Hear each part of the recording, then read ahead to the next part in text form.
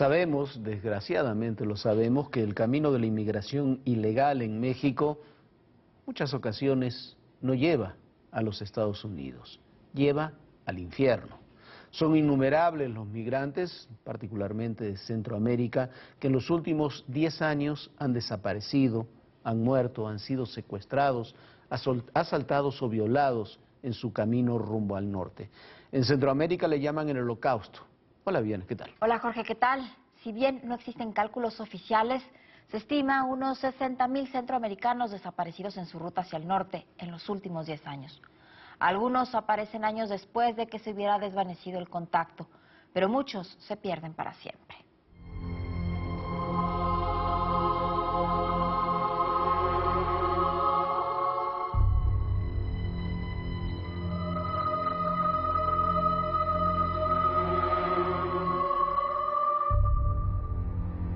No traje ninguna identidad tampoco por eso.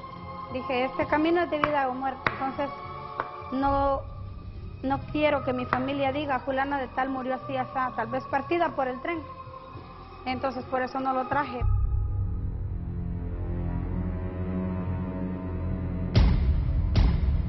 Marta es una de tantas migrantes que salen de su país sin avisar a su familia. Ha escuchado las terribles historias que sufren los centroamericanos que cruzan por México para llegar a Estados Unidos. No ser identificada es su forma de no causarle dolor a sus hijos y a su madre si algo le sucede.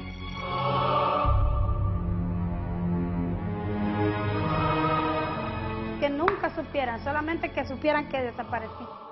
Tiene 5 meses en México. Su familia ya sabe dónde está.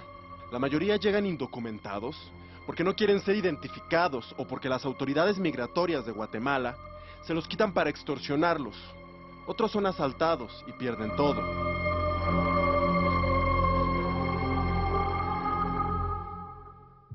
Las desapariciones porque fueron víctimas de algún secuestro, víctimas de trata de personas, víctimas de explotación laboral, y eso lleva a que las migrantes también se encuentren en una situación de estar indocumentados, tengan miedo de denunciar, se inhiben, todo. Asociaciones civiles han logrado reencontrar a varias familias. El caso de una persona en Tacotalpa, aquí en Tabasco, tenía 9 años de desaparecido, Cervelio Mateo Campos. Este próximo 15 de octubre se encontrará con su madre aquí en Tenosique. Pero miles no han corrido con la misma suerte y hoy nada parece indicar que el holocausto centroamericano vaya a terminar.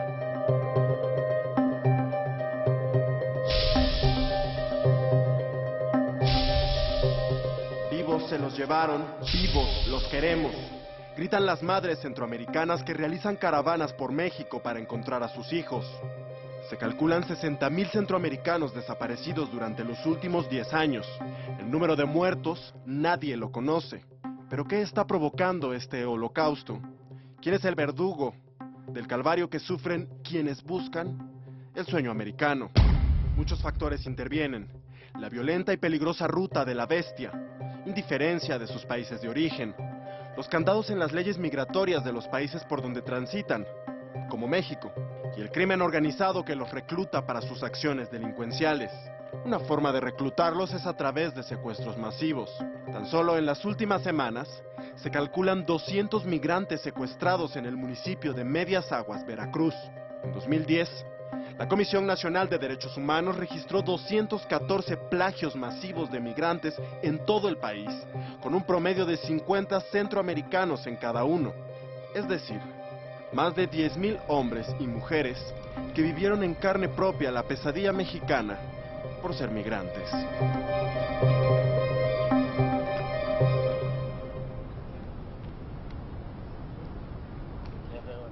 Y el éxodo de miles de familias centroamericanas se debe básicamente a 2 causas fundamentales, las mismas, no nos engañemos, las mismas que tenemos en México, quizás agudizadas en sus países: la pobreza y la inseguridad, pero en su camino se topan en la misma ruta con los traficantes de gente, pero también con los traficantes de drogas y de armas. Y en el contexto de la lucha entre los cárteles en México, muchas veces, aún contra su voluntad, muchos migrantes terminan siendo carne de cañón para los criminales.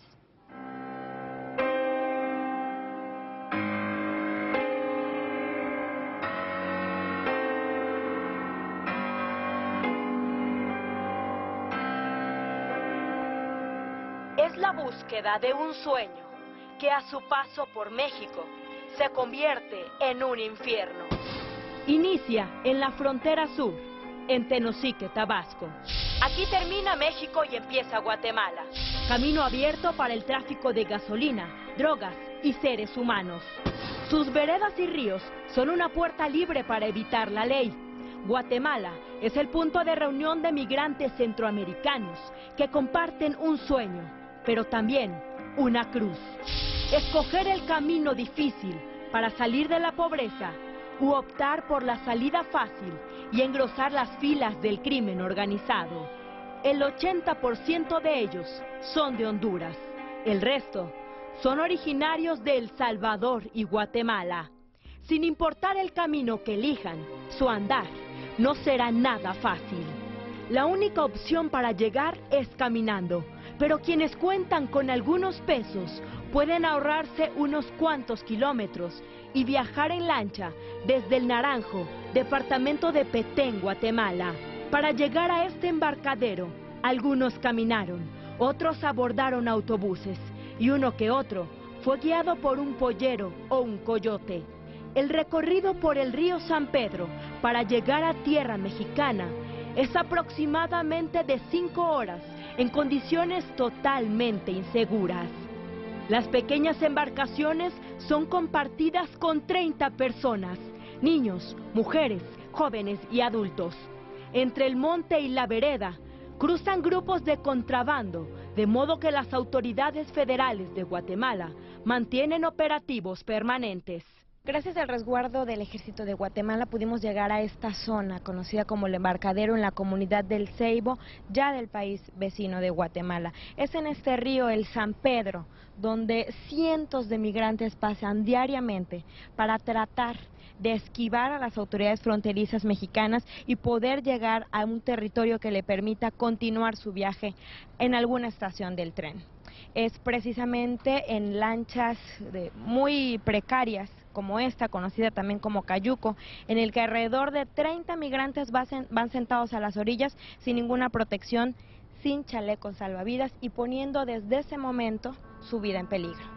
Su primer pie en territorio mexicano lo ponen en la pequeña comunidad de Pedregal, municipio de Tenosique, Tabasco. Ahí desembarcarán entre hierbas y árboles para no ser descubiertos por las autoridades de migración.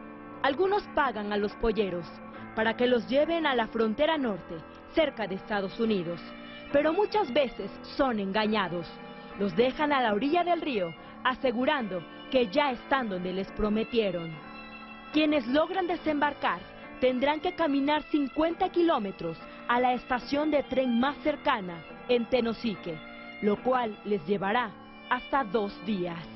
Estos caminos vecinales se vuelven aún más peligrosos, debido a que se encuentran despoblados y a la presencia de bandas dedicadas específicamente al robo a migrantes. Pocos viajeros tienen una ruta trazada, no saben a dónde van a llegar, ni el nombre del pueblo al que tienen que dirigirse. Ellos solo siguen el camino que creen los llevará hacia Estados Unidos. Sí, a nosotros lo han asaltado por allá atrás. Pero ahorita venimos en grupo porque los juntamos todos allá. ¿Y ya saben a dónde van a llegar? No, ahorita no sabemos, ahorita vamos hasta donde lleguemos, donde aguantemos. Después de cruzar la frontera de Guatemala hacia México en río y caminar 24 horas, los centroamericanos llegan a la comunidad de La Palma, también en el municipio de Tenosique. Aquí se encuentran con el puesto de seguridad militar, en el cual el objetivo principal es revisar sus mochilas y sus pertenencias para evitar que introduzcan sustancias prohibidas y armas. Esto de manera preventiva, ya que la revisión que se le hace es para evitar que se cause algún problema en territorio mexicano y también les da seguridad a ellos mismos de saber que las personas que viajan acompañándolos no tengan algo que pueda ser peligroso. Una vez que pasan su revisión, ellos siguen libremente su tránsito porque los oficiales del ejército no están autorizados para hacer las detenciones. Su nerviosismo es evidente. Algunos se sienten intimidados por la presencia del ejército. La verdad no sabíamos, pero sinceramente a nosotros nos da más seguridad para saber que vamos a cruzar sin miedo. la frontera de México. Por ejemplo, usted cuando cruza de este lado y ve a las autoridades mexicanas, ¿siente algún miedo, algún temor porque sea la migra? Sí, de repente sí, porque uno aquí viene arriesgado a todo, ¿verdad? Pero tenemos que seguir adelante. Las horas pasan y el camino parece interminable. Este grupo ha caminado por 2 días. Su energía disminuye, pero no sus ilusiones. ¿Qué han escuchado? Que hay asaltos, secuestros, asesinatos, y todo un poco también. ¿Y no les da miedo? Pues sí, sí da miedo, pero es un sueño que uno se mete para ir adelante. Lo mismo jóvenes que adultos caminan por estas carreteras. Honduras, ¿Cuánto tiempo tenía sin trabajo? pues más de un año. Más de un año. ¿Y entonces viene para irse al norte? Es la idea. A ver qué pasa. Todavía les falta un día por caminar. Pedir aventón es muy difícil. Los pobladores no se arriesgan a ser confundidos con polleros y quienes lo hacen se arrepienten. El ejército mexicano detuvo a esta camioneta llena de migrantes. De inmediato, son sometidos a una revisión para evitar que carguen objetos ilegales, pero también para preguntarles si la persona que conducía les pidió dinero para llevarlos. Los soldados no encontraron nada ilegal. Los migrantes negaron que el conductor de la camioneta les haya cobrado y los dejaron ir. Pero por seguridad, ya no se subieron al vehículo y siguieron a pie. Así continuarán un día más hasta llegar a Tenosique.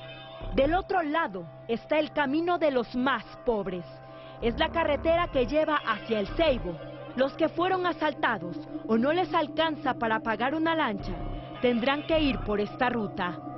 Recorrerán 64 kilómetros a pie y hasta 3 o 4 días tardarán en llegar a la estación del tren. ¿Por qué escogieron por esta ruta?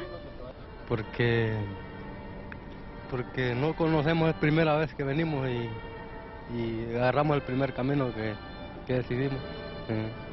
¿Y saben cuánto llegarán para hacer a donde está el tren? ¿Saben cuánto se van a tardar más? No tenemos idea. A diferencia de este grupo, que no ha sufrido asaltos, a Wilmer le robaron su dinero y se quedó solo al principio del viaje. Por eso tomó esta ruta. Allá en un lugar que le dije en el cruce, ahí me asaltaron a mí, venía con otra gente y como a mí me dejaron sin dinero, ellos se fueron allá por un lugar que le di en el Naranjo, creo que le dicen. Se tiraron por ahí, como yo aquí es primera vez que ando. ¿Y cómo fue que los asaltaron? No, nosotros veníamos en una combi y quizás ya los traían visto a lo mejor. Cuando los bajamos ahí, iban 3 chavalos ahí que traían pistolas. Los pusieron en el balde ahí, los quitaron toda la feria. Después de realizar la entrevista, a Wilmer se le llenaron los ojos de lágrimas. Confesó que cuando nos acercamos, por un momento pensó que se trataba de un grupo de narcotraficantes que iban a reclutarlo. Uno en ningún lado está bien porque tal como es aquí, también hay delincuencia allá y a veces en el propio país de uno también lo maltratan, porra, pues así. Uno cuando ya viene para acá ya sabe lo que le puede tocar también, si es delincuente uno ya no le puede llevar miedo a eso porque sabe que viene de un lugar que es peligroso.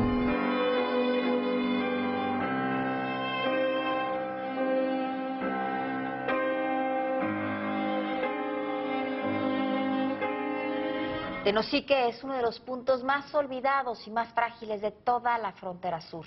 Por ese poblado tabasqueño pasa de todo, desde gente hasta bienes, desde armas hasta drogas. La presencia oficial es escasa y la criminalidad muy alta. ¡Hey!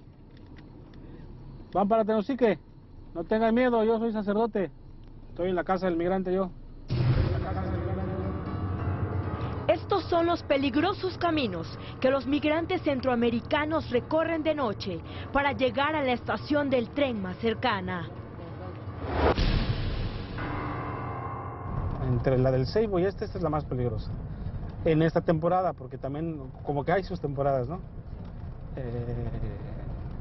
Aquí tenemos registradas por lo menos 3 bandas de delincuentes que están operando en toda la carretera y que los asaltan. Tenemos testimonios bien documentados de mujeres violadas en esta carretera. Entonces, pues es muy peligrosa. Los testimonios que hemos recibido es que los desnudan, les piden todo el dinero.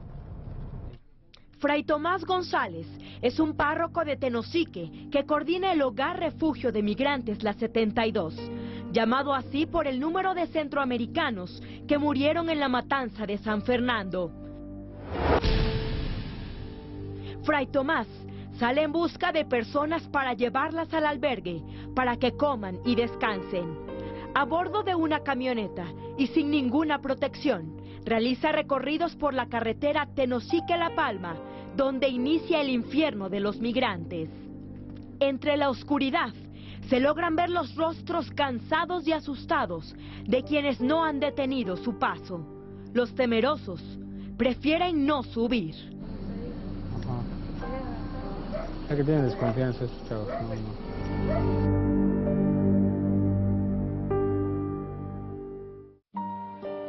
Entre ellos va Omar Gómez. Dejó 2 hijos y a su esposa en Olancho, zona de Catacama, Honduras. Durante 4 días viajó en moto, lancha y a pie. Bueno, no sé, como yo primera vez que vengo acá, no sé cómo sea la situación aquí en México. Pero si encuentro trabajo, pues me quedaría aquí en México. ¿Qué trabajabas? No más, ordeñando unas vaquitas, que eso me daban. Esta noche la pasaré en el albergue, acompañado de casi 200 connacionales que siguen el mismo sueño. Se reúnen en la capilla del albergue. El fray les explica los derechos que tienen en su ruta por México, pero también les advierte de los riesgos que podrán encontrar. Todos escuchan atentos. Antes de despedirse, realizan una oración en busca de una esperanza en medio del infierno. Pedimos, Señor, que nos ilumine la mente en nuestro camino para seguir hacia adelante, Señor, y que los cuide, y especialmente que cuide a todas aquellas familias que quedaron atrás, Señor, a mis hijos. Mañana será otro día, les dice el sacerdote. El albergue La 72 invierte alrededor de 30,000 pesos para brindar servicios básicos a entre 50 y 100 migrantes que llegan al día. Todo se obtiene por donativos. En un mes pueden llegar más de 1,000 personas. La Cruz Roja Mexicana lleva hasta el refugio la clínica móvil para ofrecer consultas gratuitas, medicamentos y agua potable. También los acompaña a las 24 horas una patrulla de la Policía Estatal debido a las amenazas que ha recibido el albergue. Omar Gómez trató de descansar, pero le fue imposible concebir el sueño. Casi no dormí. Soy muy desconfiado en eso de la delincuencia y bueno, hay que cuidar lo poquito que llevamos para ir comiendo por el camino. ¿Pensó en su familia? Sí, bastante. Sí. Intenté comunicarme ahora, pero no se pudo. Tengo que voy a entrar, porque bueno, voy en mis buenas vías, no llevo malos pensamientos, entonces yo sé que vamos a entrar.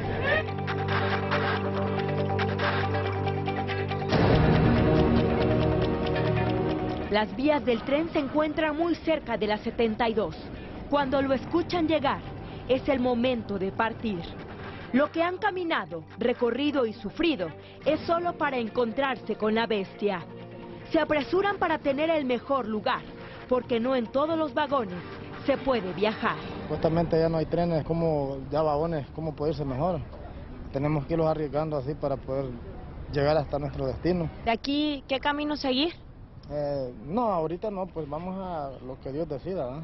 Arriba de la bestia, ven su deseo más cerca, aunque el viaje apenas inicia. ¿Vienes sola o acompañada? Sola. ¿Por qué te viniste? Porque ya la situación está muy dura, sí, en nuestro país. ¿Dejaste familia allá? Sí, dejé 6. ¿6 hijos? Sí. 6 hijos dejaste. Sí. ¿Y cuál es tu objetivo? ¿Dónde quieres llegar? Llegar a Estados Unidos, trabajar y sacar a mi familia adelante. Omar también logró subir al tren. Tiene fe quizá sea parte del 25% de los centroamericanos que logran llegar a la Unión Americana. Mientras tanto, en el albergue, Fray Tomás y sus colaboradores continúan ayudando a los que llegan, sin saber cuál será la suerte de tantos que todos los días, todo el día, pasan por ahí.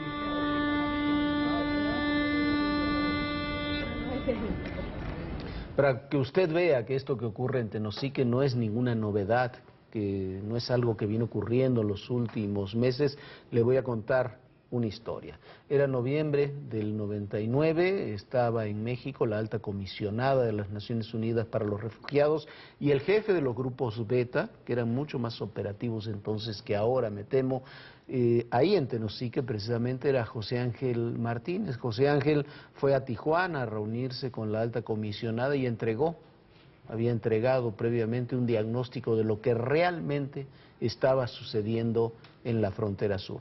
Luego de esa reunión en Tijuana, José Ángel, viejo amigo, me llamó por teléfono a mi oficina en la Ciudad de México, me dijo que estaba en el aeropuerto y que me quería entregar un documento, que lo fuera a ver. No podía ir a verlo, me envió el documento por un mensajero, pero me advirtió que tenía que leer ese documento y tenía que divulgarlo, porque a él, por haber escrito y divulgado ese documento, lo iban a matar. Le dije, obviamente, que cómo creía que podían ocurrir esas cosas.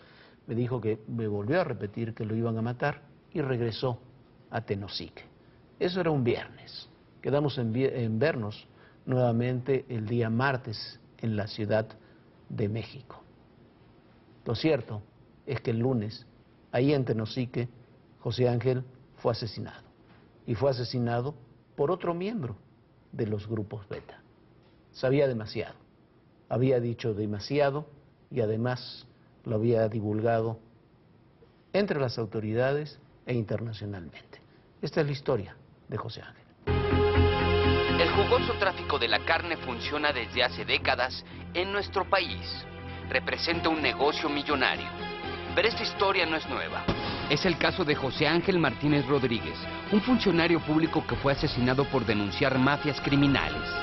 José Ángel fue el fundador y coordinador general del Grupo Beta en Tenosique, Tabasco. A finales de los 90 y principios de los años 2000, los grupos Beta no solo repartían agua y folletos entre los migrantes, se dedicaban también a investigar a las bandas de traficantes de personas. Y José Ángel conocía como nadie el movimiento de los grupos criminales en la frontera. De ahí que luchara en forma incesante contra polleros y traficantes. El jueves 25 de noviembre de 1999 fue seleccionado para hablar ante la comisionada de la ONU para los Derechos Humanos, Mary Robinson. Robinson se reunió en Tijuana con los representantes de los grupos Beta y José Ángel explicó la situación que privaba en la frontera sur. Un día después, comenzó a recibir amenazas. Entonces hizo público un informe que había entregado a sus superiores. Este señalaba detalladamente las rutas, focos rojos y el contubernio de autoridades y mafiosos locales. También esbozó una relación entonces naciente, la del tráfico de personas y el tráfico de drogas. Puso especial énfasis en un clan familiar que en ese entonces controlaba el tráfico de personas en el corredor Guatemala, Chiapas, Tabasco. Se trataba de la familia Sánchez, un grupo que fortaleció su relación criminal con el apoyo de la Unión de Ejidos Julio Sabines. También en el reporte se relataba la injerencia de otros clanes de la región, como el de los López Rosas y el de los Cifuentes. Estos grupos operaban bajo el beneplácito de algunos miembros de la inteligencia militar guatemalteca. El reporte redactado por José Ángel también vinculaba en la red de traficantes a familiares del entonces gobernador de Tabasco, Salvador Neme Castillo. Denunciaba cómo el alcalde de Sayach, una localidad fronteriza de Guatemala, encabezaba una red de tráfico de drogas. Y cómo el alcalde de La Libertad, Guatemala, René Reynosa Alegría, era el enlace de este cártel del narcotráfico. Las denuncias eran contundentes y alcanzaron al Instituto Nacional de Migración.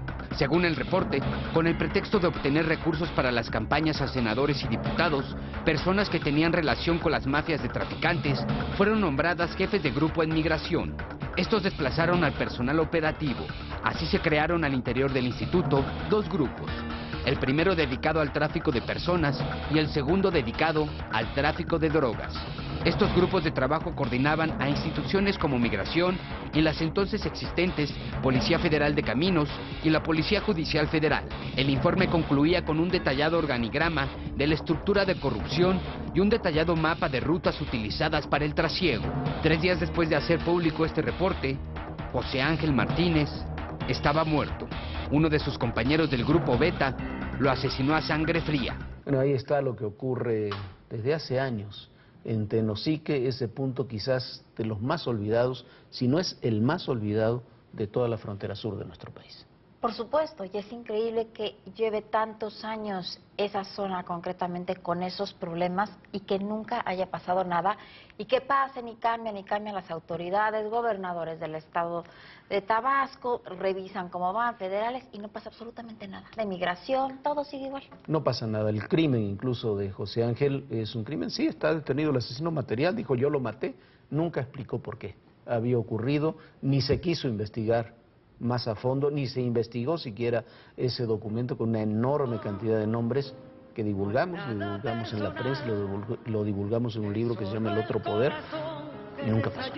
Y nosotros ya nos vamos, pero que descansen y pásenle muy bien. Hasta luego. Gracias, Viviana, y recuerden, en el poder y en la política todo, absolutamente todo, es personal. Gracias.